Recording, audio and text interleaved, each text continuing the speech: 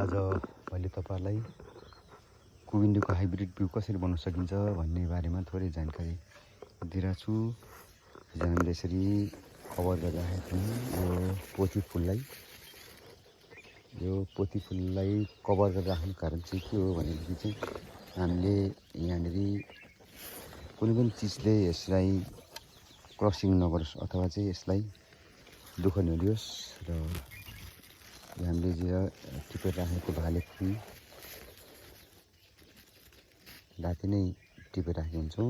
भोलि फुल्छ है भनेपछि त्यस्तो खालको फुललाई हामीले यहाँनिर पोथीको उसमा आएर यसरी धुलो झारिदिन्छौँ। यो धुलो झारिसकेपछि पक्का हाइब्रिड बन्ने भयो। हामीले यो यसमा चाहिँ हामीले रातो चिनो धागो बान्नुपर्छ, किनभने यहाँ अन्य क्रसिङ गर्ने छुटेको त्यस्तो खालको चाहिँ कुनै हुन्छ। त्यो चिन्हको लागि हामीले चाहिँ धागो बानिसकेपछि हामीले नै गरेको है भनेर चिन्हको लागि र यसमा हामीले अब खामले कभर गर्नुपर्ने हुन्छ। खामले कभर गरिएन भने चाहिँ यहाँनिर अन्य किराहरू मौरीहरू आएर फेरि बस्छन्, यसलाई दुःख दिन्छन् र यो 100% हाम्रो चाहिँ बिउ हाइब्रिड बिउ बन्न सक्दैन र यसले शुद्ध बिउ बनाउनको लागि चाहिँ हामीले यसरी कभर गर्छौँ र यसमा हामीले स्टिचिङ गरिदिन्छौँ।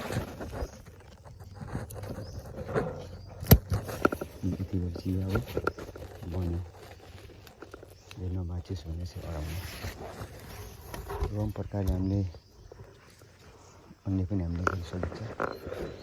चाहिँ यहाँ देख्न सक्नुहुन्छ यो पनि कभरिङ गरेका छौँ। यसमा फुलेन, यो फुले चाहिँ मजाले पोथीकोमा चाहिँ यो तल फल हुन्छ, माथिबाट चाहिँ यो फुल हुन्छ। यसमा हामीले भालेलाई क्रसिङ गराउने हेर्नुहोस्। यो चाहिँ बिहानको समय हामीले लगभग उज्यालो हुनु पश्चात चाहिँ सुरु गर्नुपर्छ। यो हामी 6 बजे 7 बजे भित्रमा हामीले यो क्रसिङ गर्न सक्दैन हुन्छ, किनभने यो पनि ताजा हुन्छ। यो बेलासम्म अरू यसमा झिँगाहरू किरा फटेङ्ग्राहरू त्यस्तो आएको हुँदैन।